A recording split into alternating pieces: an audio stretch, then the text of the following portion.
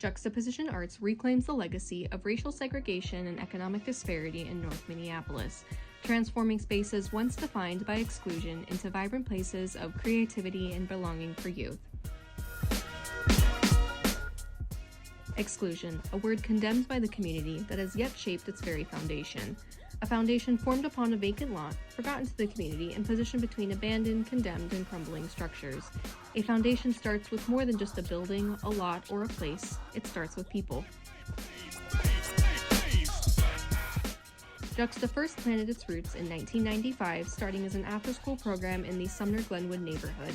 The founders, Roger and Deanna Cummings and Peyton Russell, saw a hole that needed to be filled in the heart of their city. A one where children could express themselves artistically and develop the skills needed to support their futures in design and fine arts.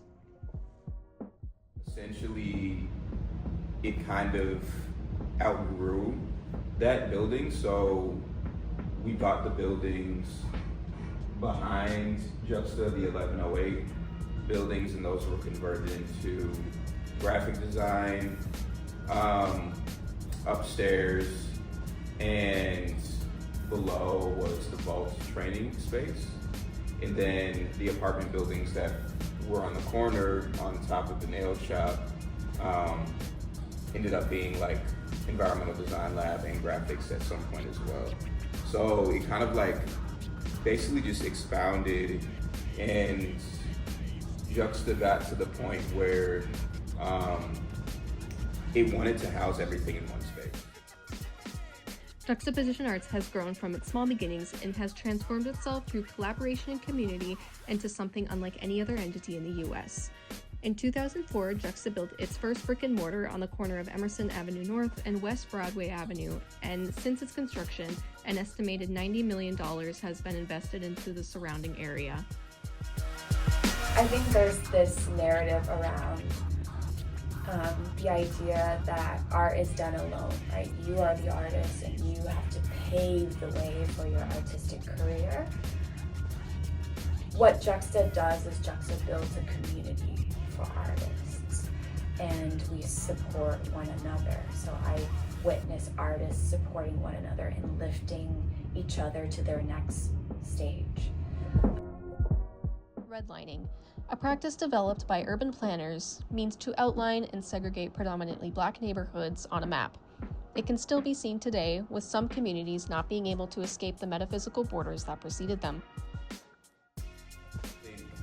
Of the zoning that came with the redlining, and in zoning certain areas as undesirable continue to have really grave effects on the communities that they affected through economics, through education, through community cohesion and the ability to transcend poverty. Very much so has always been a vibrant place, and a beautiful place.